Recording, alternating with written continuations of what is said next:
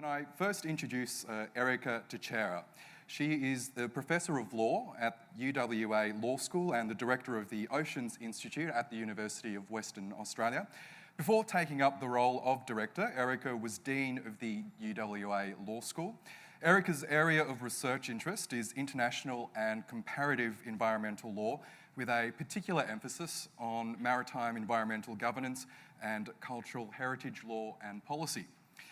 Our second guest is Professor John Blaxland, who's a Professor in International Security and Intelligence Studies, Director of the Southeast Asia Institute and Head at the Strategic and Defence Studies Centre at the Australian National University in Canberra. He's also former Director, Joint Intelligence Operations at Headquarters Joint Operations Command, and was Australia's Defence Attaché to Thailand and Myanmar. As well as all that, he's also a regular guest on our program on the ABC News channel. So welcome to you both. Thank you, Oscar. All right, I might take a seat now, and also aware that the time is ticking as well. So firstly, can I ask you, Erica, given your leadership at the Oceans Institute, one of the world's leading multidisciplinary marine research organisations, can you just explain the scope of your work and how it fits in with the broader themes of the conference today? Thank you very much. I think we've heard a little bit about UWA and the Oceans Institute from the Vice-Chancellor and from Gordon this morning. So the Oceans Institute was formed in 2010. It is a UWA research centre. It brings together over 120 academics from across the university. And I think importantly, it brings together multiple disciplines: ocean engineers, oceanographers, marine scientists, some of us working in law and policy, but also people from the business school, from economics, from history and archaeology. And I think it's very important that we recognise that a lot of the challenges facing our ocean, and some of them the Premier talked about today, cannot be solved by any one discipline alone. And the fundamental knowledge that we need to solve those challenges must come from multiple disciplines, from different perspectives, different bodies of knowledge. But I think the other aspect about it is that we need to integrate those bodies of knowledge as well. It's not enough to say we will have the marine science to tell us about reefs, and we've got industry information and business research that can tell us about how we can operate our resources industry. They've got to be integrated together. And a couple of examples, I think, can be used to focus on that. You know, if we look at something like security in the oceans, we need to understand not only the security risks for industry, for shipping, which impact on all of our lives, but we also need to understand what the underlying drivers of piracy, for example, is. That involves social sciences. It involves understanding criminology, the motivators of crime, the governance regimes, which may be very strong in Australia and some of our neighbours, but are weaker in other areas as well.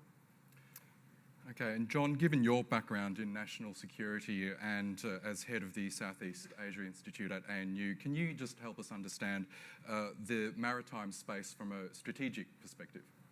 Thanks, Oscar. Yes, look, security, it's a bit like oxygen. Everybody is fine as long as you've got it, but when you don't, everything goes pear-shaped. And this is like the situation we face in the maritime space. And I don't know if we've got a picture. I'm hoping there might be a picture shortly to come up here. Thank you. Which shows the space that we in Australia live in.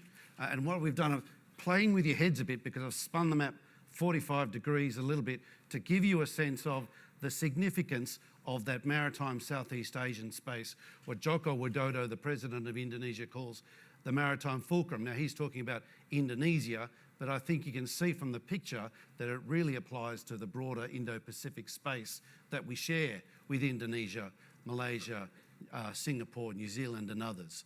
And this is what I would call the sweet spot, or the manis spot. The manis being Bahasa word for sweet, also an acronym for Malaysia, Australia, New Zealand, Indonesia and Singapore. Now this is a space that is increasingly contested. We're seeing crisis and opportunity. We're seeing an escalation of great power contestation. We're seeing that particularly in places like the South China Sea, and thanks to the presentation before, the Rio Tinto map made very clear the problems in the Spratlys and the Parasols, and also in the East China Sea, further to the north, in the place where what the Japanese call the Senkaku Islands and the Chinese call the Diaoyu Islands. Highly contested space that is increasingly under challenge, that is increasingly difficult for Japan to hold on to as China relentlessly applies pressure to the Japanese, patrolling incessantly, incursions in the so-called exclusive economic zone and the territorial sea around what the Japanese call the Senkaku Islands. So we're seeing contestation there, we're seeing contestation in the South China Sea, we're seeing in the Fiery Cross Reef at the western end of the Spratly Islands, this massive island built. Fiery Cross Reef has got a 3,000-metre runway. It is 10 times larger than any of the other manufactured islands in the South China Sea. It is giving China the ability to operate with a degree of impunity in this space that is complementing the work of the so-called maritime law enforcement fleets, or the white-painted vessels that give, it's presenting an enormous conundrum to the littoral states of Southeast Asia and to others who are used to operating with grey-painted naval vessels for whom the Convention of Unexpected Encounters at Sea are standard, but which don't necessarily apply to that paramilitary space of the maritime law enforcement domain. This is presenting enormous challenges, which is complementing the challenges touched on earlier about fisheries. Fisheries in this space, the South China Sea is a major source of fishery, but it is being squeezed because of the proliferation of fishing vessels, motorised, large industrial-scale fishing vessels that are essentially stripping it bare and that are pushing fishing vessels down into the Coral Sea and through the various Lombok, Wetar and Sunda Straits down into the Indian Ocean, the Northeast Indian Ocean, the space that Australia is primarily concerned about. This is an enormous range of challenges. There are more, though. There's the question about the Taiwan Straits, which a decade or so ago, the United States remained supremely confident that it could win if there was ever to be a challenge. Of course, that is becoming far less certain. There is greater uncertainty. At the same time, we're seeing China spread its influence and its power across the Indian Ocean to the west, much like the British Empire did 200 plus years ago as it expanded eastwards. Trade led, security and governance followed, and we're seeing that with its reaching out to Pakistan, to Sri Lanka, although less secure there, but certainly the establishment of a military base at Djibouti and the establishment of a significant infrastructure in Africa and in the Middle East. These are game changers, folks.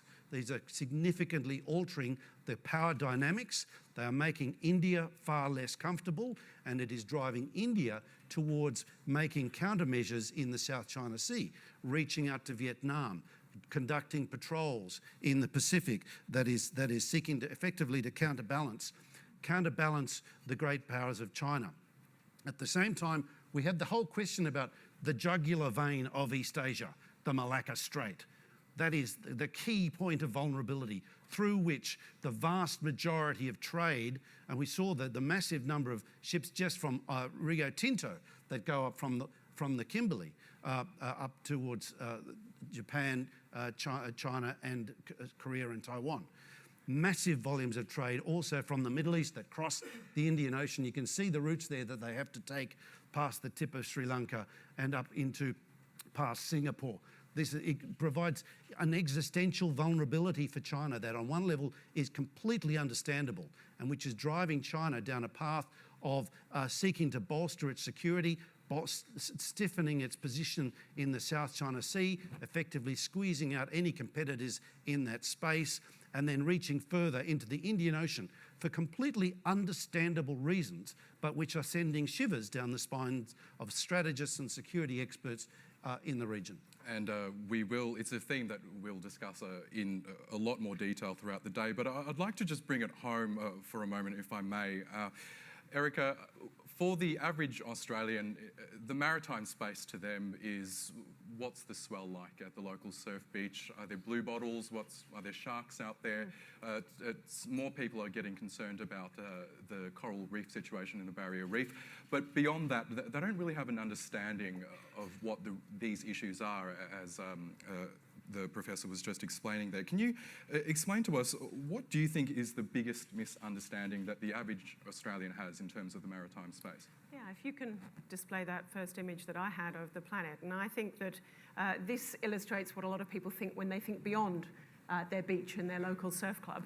And you look at this image, it's not dissimilar from the image shown before, but the oceans look, they're very large. We know they're more than 70% of the planet. But this image doesn't show their three dimensions. It doesn't show our uses of them. It doesn't show the number of people and the number of activities we have in the oceans. So if you can show the second image. And so this, I think, is probably the biggest misunderstanding. One, our dependence and reliance on the oceans at the very beginning for climate management, the fact that the oceans play a significant role in our meteorological environment, but also the number of activities, the goods that are shipped by sea, the energy that comes from the ocean, the species, the fish. You go to the fish market and you see the fish, do you think about exactly where they come from?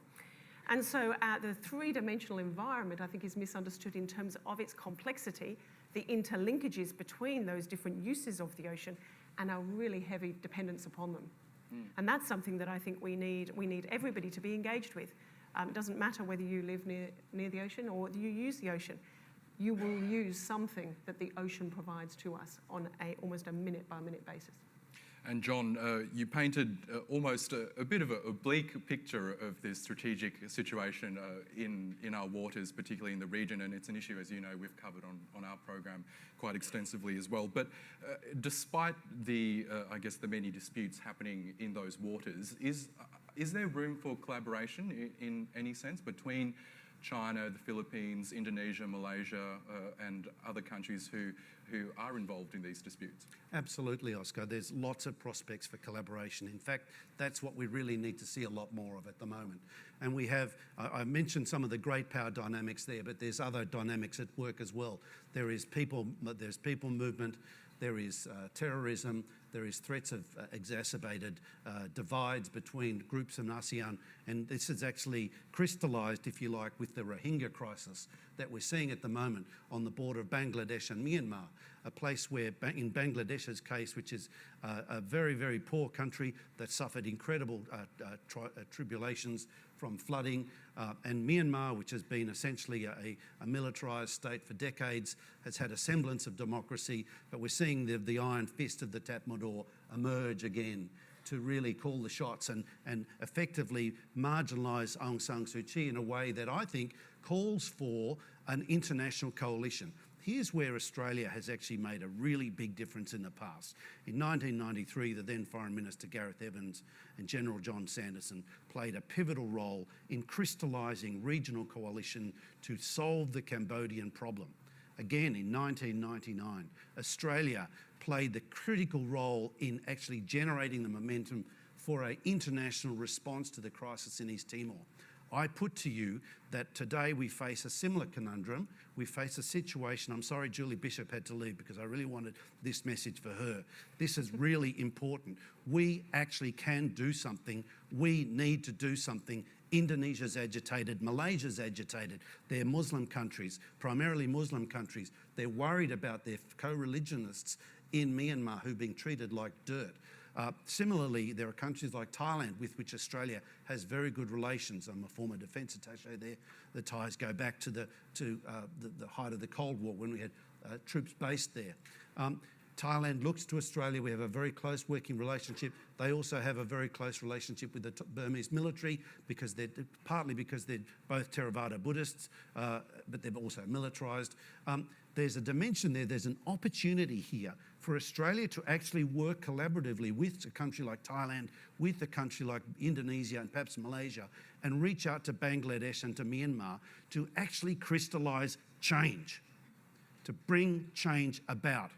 Now we're a respected middle power. You know, sometimes Australia is a middle power with small power pretensions. Occasionally we rise above those small power pretensions. It's like we did with Cambodia and like we did with East Timor. I think the time has come again for us to rise above those small power pretensions and to actually catalyse change, do something, because let's face it, folks, ASEAN, the Association of Southeast Asian Nations, it's a proto-great power. It is dismissed because of the ability of China to break off Cambodia and Laos from acting with unanimity. But essentially, this is an organisation that has kept the peace since 1979. Imagine Southeast Asia without ASEAN. It's inconceivable. Why? Because it has been transformative. We take for granted this beast that most people dismiss as a broken reed, and yet in practice has actually helped provide prosperity and stability for the neighbourhood that is incalculable, incalculable.